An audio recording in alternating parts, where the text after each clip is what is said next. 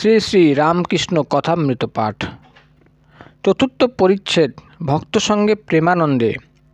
Doctor ঠাকুর শ্রী রামকৃষ্ণকে দেখিবার জন্য আসিয়া উপস্থিত হইলেন ও আসন গ্রহণ করিলেন। তিনি বলিতেছেন, কাল রাতে 3টে থেকে আমার ঘুম ভেঙেছে। কেবল তোমার জন্য ভাবছিলাম, পাছে ঠান্ডা লেগে থাকে, আরও কত কী ভাবছিলাম।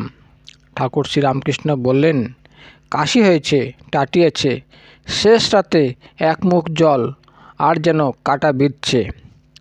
ডাক্তার বললেন, সকালে সব খবর পেয়েছি। মহিমাচরণ তাহার ভারতবর্ষ ভ্রমণের কথা বলিতেছেন। বলিলেন যে লঙ্কাদ্বীপে লাফিং ম্যান নাই। ডাক্তার সরকার বললেন, তা হবে, এনকোয়ার করতে হবে। সকলের হাসি। ডাক্তারের ব্যবসা ও ঠাকুর শ্রী রামকৃষ্ণ। ডাক্তারি কর্মের কথা পারিল। ঠাকুর শ্রী রামকৃষ্ণ ডাক্তারকে বলছেন, ডাক্তারি কর্ম খুব উঁচু কর্ম বলে অনেকের বোধ আছে। যদি টাকা না লয়ে পরের দুঃখ দেখে দয়া করে কেউ চিকিৎসা করে, তবে সে মহৎ, কাজটিও মহৎ। কিন্তু টাকা লয়ে এসব কাজ করতে করতে মানুষ নির্দয় হয়ে যায়। ব্যবসার ভাবে টাকার জন্য বাহ্যের রং এইসব দেখা নিচের কাজ। ডাক্তার বললেন, তা যদি শুধু করে তাহলে কাজ খারাপ বটে, তোমার কাছে বলা গৌরব করা। ঠাকুর শ্রী রামকৃষ্ণ বলেন, হ্যাঁ, ডাক্তারি কাজে নিঃস্বার্থভাবে যদি পরের উপকার করা হয় তাহলে খুব ভালো। তা যে কর্মই লোকে করুক না কেন, সংসারী ব্যক্তির মাঝে মাঝে সাধুসঙ্গ বড় দরকার। ঈশ্বরে ভক্তি থাকলে লোকে সাধুসঙ্গ আপনি খুঁজে লয়। আমি উপমা দেই, গাঁজাখোরের সঙ্গে থাকে, অন্য লোক দেখলে মুখ নিচু করে চলে যায় বা লুকিয়ে পড়ে, কিন্তু আরেকজন গাঁজাখোর দেখলে মহা আনন্দ, হয়তো কোলাকুলি করে। সকলের হাসি। আবার শকুনির সঙ্গে থাকে। সাধুর সর্বজীবে দয়া। ডাক্তার বলছেন, আবার কাকের ভয়ে শকুনি পালায়। আমি বলি, শুধু মানুষ কেন, সব জীবেরই সেবা করা উচিত। আমি প্রায় চড়ুই পাখিকে ময়দা দিই। ছোট ছোট ময়দার গুলি করে ছুঁড়ে ফেলি, আর ছাদে ঝাঁকে ঝাঁকে চড়ুই পাখি এসে খায়। ঠাকুর শ্রী রামকৃষ্ণ বলেন, বাহ, এটা খুব ভালো কথা।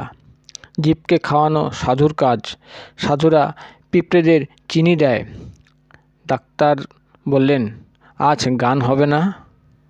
ঠাকুর শ্রী রামকৃষ্ণ নরেন্দ্রকে বললে, একটা গান কর না। নরেন্দ্র গান গাইলেন, আমায় দে মা পাগল করে ব্রহ্মময়ী। আমায় দে মা পাগল করে ব্রহ্মময়ী, দে মা পাগল করে ব্রহ্মময়ী, দে মা পাগল করে। কাজ নাই আর জ্ঞান বিচারে, দে মা পাগল করে ব্রহ্মময়ী, দে মা পাগল করে ব্রহ্মময়ী, দে মা পাগল করে।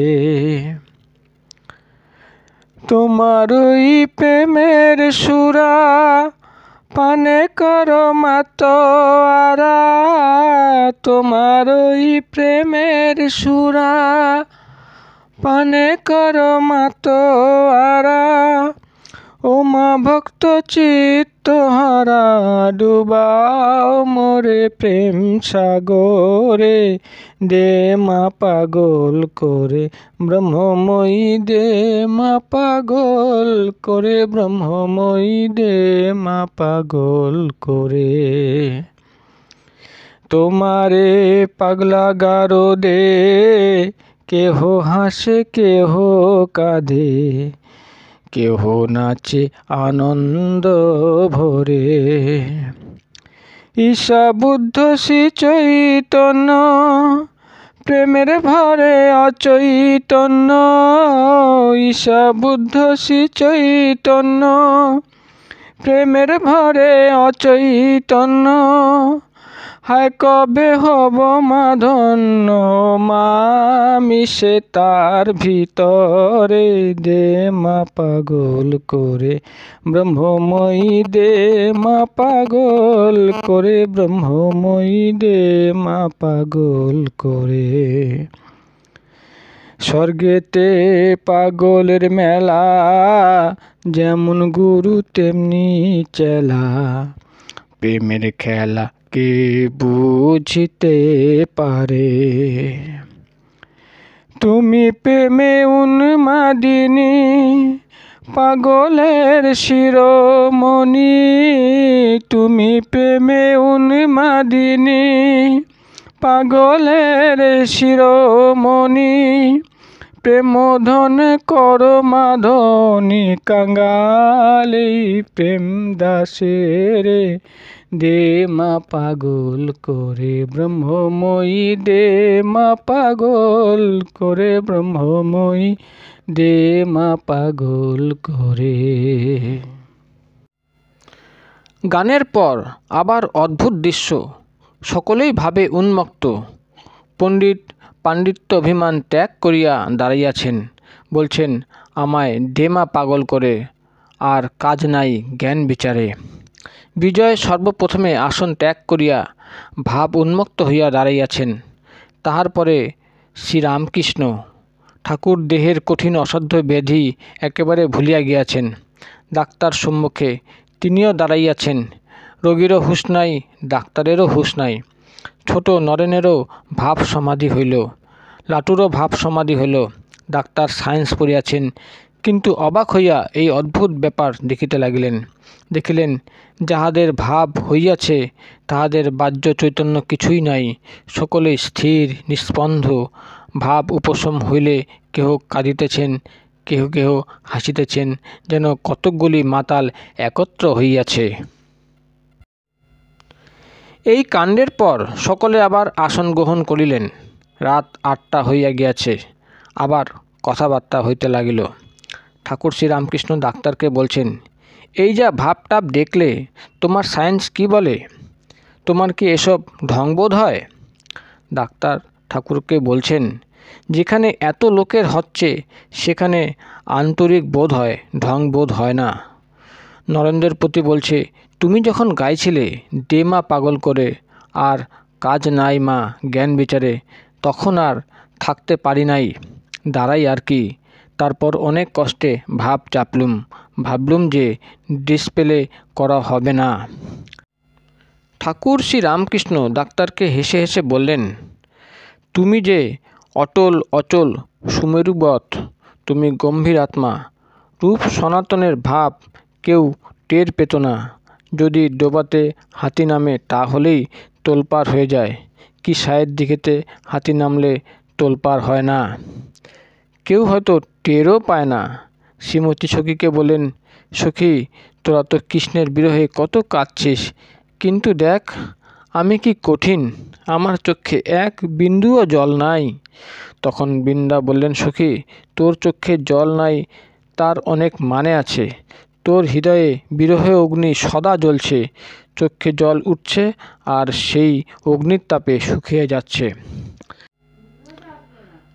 ডাক্তার বললেন, তোমার সঙ্গে তো কথায় পারবার জো নাই। ক্রমে অন্য কথা পড়িল। শ্রীরামকৃষ্ণ নিজের প্রথম ভাব অবস্থা বর্ণনা করিতেছেন, আর বলিতেছেন কাম ক্রোধাদি কিরূপে বশ করিতে হয়।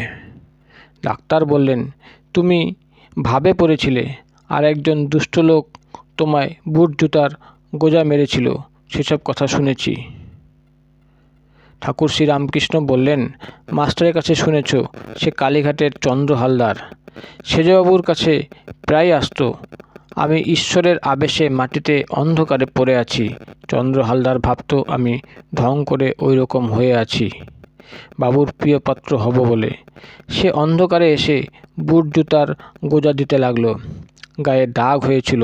সবাই বললে সেজবাবুকে বলে দেওয়া যাক, আমি বারণ করলুম। ডাক্তার বললেন, এও ঈশ্বরের খেলা, ওতেও লোক শিখবে ক্রোধ কীরকম করে বশীভূত করতে হয়, ক্ষমা কাকে বলে লোক শিখবে। ইতিমধ্যে ঠাকুর শ্রীরামকৃষ্ণের সম্মুখে বিজয়ের সঙ্গে ভক্তদের অনেক কথাবার্তা হইতেছে। বিজয় বলল, কে একজন আমার সঙ্গে সদা সর্বদা থাকেন, আমি দূরে থাকলেও তিনি জানিয়ে দেন কোথায় কি হচ্ছে। নরেন্দ্র বলল, গার্জিয়ান অ্যাঙ্গেলের মতো। বিজয় বলল, ঢাকায় একে অর্থাৎ পরমহংস দেবকে দেখেছি গা ছুঁয়ে। ঠাকুর শ্রীরামকৃষ্ণ হাসতে হাসতে বলল, সে তবে আর একজন। নরেন্দ্র বলল, আমিও একে নিজে অনেকবার দেখেছি বিজয়ের প্রতি, তাই কি করে বলবো আপনার কথা বিশ্বাস করি না।